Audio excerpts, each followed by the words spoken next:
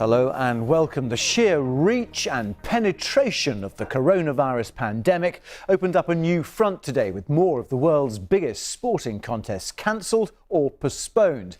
Much of the big football events in Europe have been put on hold. That includes the English Premier League and the Champions League as well. That announcement coming just in the past hour. Well, India's Cricket Premier League and the start of the Formula One season have also been suspended. Elsewhere, stock markets in Europe picked up on some of the ground they'd lost in Thursday's huge falls. Asian markets, though, continue to slide. And Italy, the country worst hit in Europe, there the number of dead has reached more than 1,000 people in the past 24 hours. Well, let's go live to Rome. We can speak to our correspondent Seema Kotecha, who's there for us. Also, after her, we'll go to Julia Manchester from The Hill, who joins us from Washington, D.C. Seema, if I can start with you. More than 1,000 dead, some very tough measures put in place. Is the government thinking that these are having an impact already or not? Well, the government's told the BBC that these measures are working. In the north of the country, they say that the rate of people being infected is decreasing and that people are recovering rapidly. Now, the Chinese have sent equipment to Rome. They've sent medical experts who are giving advice to doctors here. We're trying to find out a bit more about that so that we can bring that to you when we do know. But this is a country that is dealing with very strict measures in place. Remember, there are 62 million people here in Italy, and they're being told that they can't move around freely. Schools and universities are closed, restaurants too, shops and pharmacies are open but incredibly quiet. I mean, walking through Rome, you can see how eerily quiet it is. It's like being on a movie set. Now, we're hearing conflating reports that some Catholic churches in Rome are apparently closed, but we're also hearing that perhaps the Pope has reversed that decision. Again, this is not confirmed. It's something that we're hearing at the moment. But when we do confirm that, we'll bring it to you straight away. OK, stay with us, Seema. I want to go to you, Julia Manchester. Very strict conditions for people outside the United States. We've got that travel ban coming into force in a few hours' time. What's it like inside the US? You know, inside the U.S., I would imagine it's like how it is in the U.K., for example. A lot of us are stocking up on food. I was at a grocery store last night, probably a mistake for me in terms of timing because it was packed. And at the time, they were just trying to restock. But I think there's just, in general, quite a bit of anxiety. Not far from where I'm sitting here in Washington, D.C., in the state of Maryland, they just canceled school for the next 2 weeks. Universities and colleges across the country canceling schools as well. Right now, we're a little concerned about the timing of a deal between Nancy Pelosi and the House and the Trump administration as to how to move forward with coronavirus. You know, they're disagreeing over the issue of paid family and sick leave. So lots of anxiety. We're getting mixed messages from the government. So it's a very concerning time right now. Stay with us, Julia. Seema, just back to you. How many people are moving around in Italy under those special permits that you have to be given now by the police and the Interior Ministry? Well, it's very strange. I mean, walking through Rome ourselves, one of our colleagues was actually stopped by the police, asked who she was. She had to show this document where you have to list why you're moving around, who you are, what you're doing. So these special measures are affecting daily life. Like I said, people can't move from city to city, town to city around the country without having good reasons. So emergencies or a sick relative or work are the reasons that I'm hearing that people are actually allowed to then move, but it is restricted and it's difficult. I mean, you know, we were speaking to a waitress the other day. She said life has never been this difficult in Rome. She's never seen it this eerily quiet. She doesn't know how long it's going to go on for, and I think that's where the trepidation is. People don't know how long this outbreak is going to last, how long their life is going to be affected. And you can imagine if you're not working and you're staying at home inside all day, as we're feeling in other countries around the world, it's incredibly arduous. OK, and in fact, Seema, the Chinese have sent medical specialists, I think, to Italy to try and help out as well. That's happened in the last 24 hours.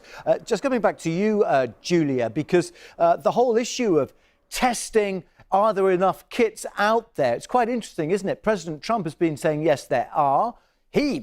transpires. He's been standing next to somebody down in Mar-a-Lago who's actually tested positive and still says, the president still says he doesn't want to be tested. But we've heard this from Anthony Fauci, the man in charge of this whole thing. Let's just listen to what he has to say first of all, and then pick up on that in a moment.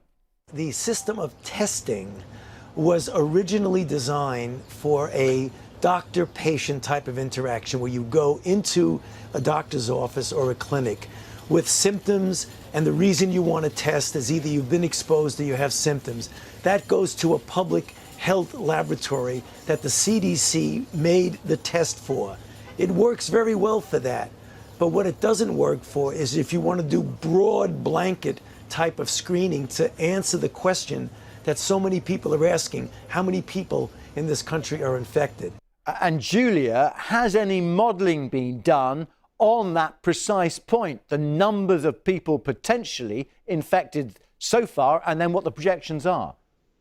So I haven't seen any modeling from a national perspective. However, I can tell you that out of the state of Ohio, we've seen that five people have currently been confirmed to have the coronavirus. However, their health department head came out yesterday and said they are estimating that 100,000 people in that state, that's about 1% of their population, could potentially have the coronavirus. Now, I don't know if any modeling has been done at the national perspective. I just haven't seen it yet if it has been done. But I think that snapshot of Ohio really gives you an idea of really the scale of this and what we're potentially facing. I mean, if you look at a number of states, governors are declaring states of emergency. Like I said before, schools on the public and private level are closing. So what you're seeing right now are state and local officials really on the front lines of all of this. But at the same time, we're getting very mixed messages from the Trump administration as to where to go from here. Yeah, OK. Julia Manchester from The Hill in Washington, D.C., or Maryland, in fact, and Rome Simikazeccia, thank you both very much indeed. Well, as we were saying, sporting events around the world have been rocked by the outbreak, with many being postponed or simply cancelled completely. And the latest sporting casualty is right here in Britain. Let's go live to our studios in Salford, where we can speak to sports presenter Jane Dougal. A lot of disappointment for fans, well, and players.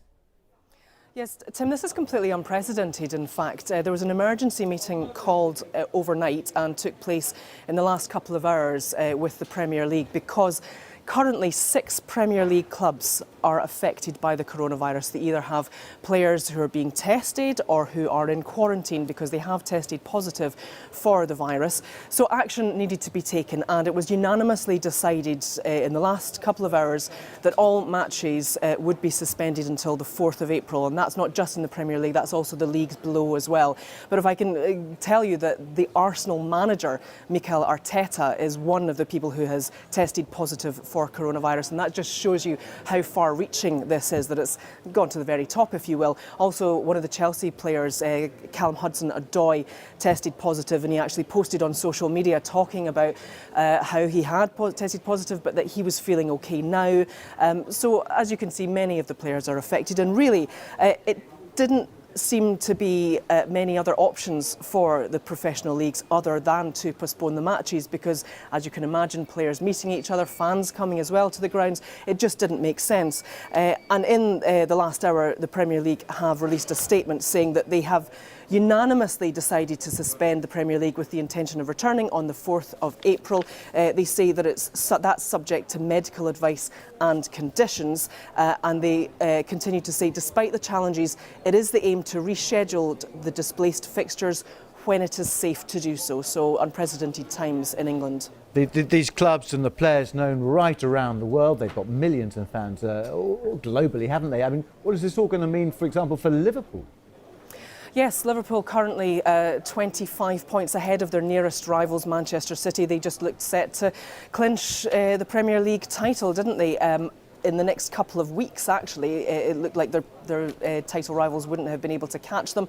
However, because of the suspension of the matches, well, we know now that at least the league is going to be elongated, and there is a possibility of it not finishing at all at the moment. Now, if it is elongated, well, that can cause quite a few problems for many of the players because the Euros are scheduled to take place starting in June, with the players going off to play for their respective countries. So that would mean that perhaps those fixtures in the Premier League don't actually get fulfilled.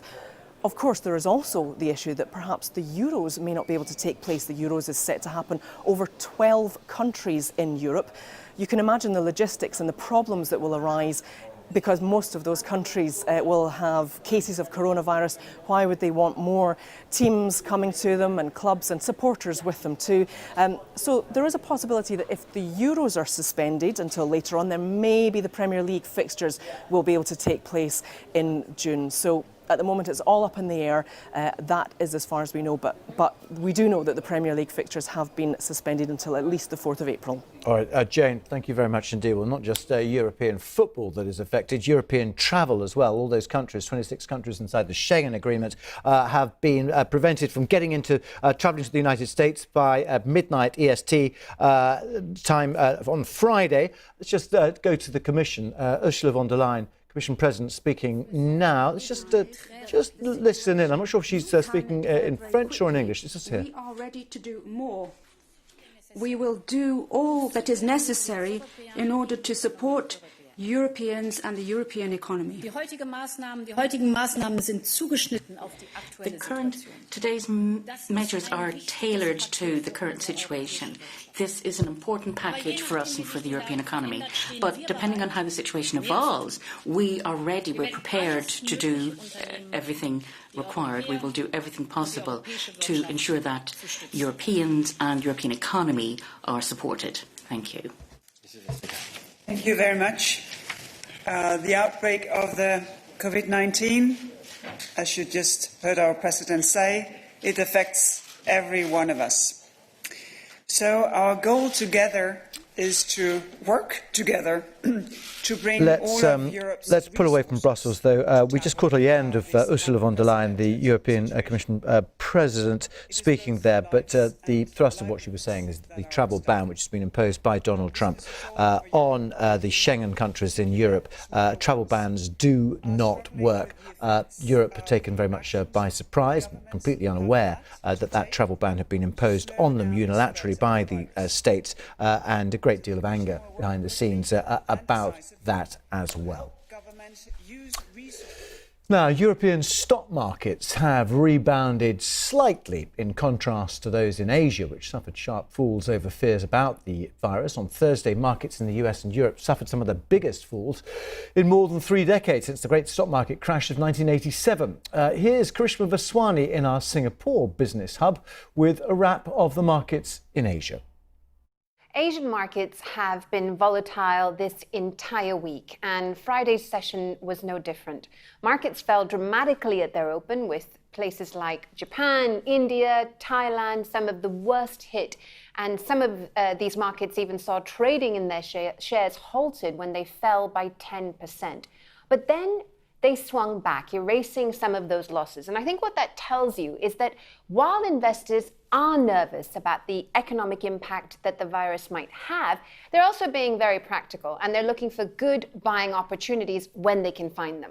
Still, many investors simply don't believe the ammunition that central banks and governments have to shore up confidence in their countries will be enough to protect them from the economic fallout of the virus. What they are seeing is cases spreading around the world and travel bans coming into effect. That means fewer flights and fewer tourists and less money, frankly, spent at the shops. And that's what's dragging down forecasts for growth rates and why you're seeing so many investors so rattled.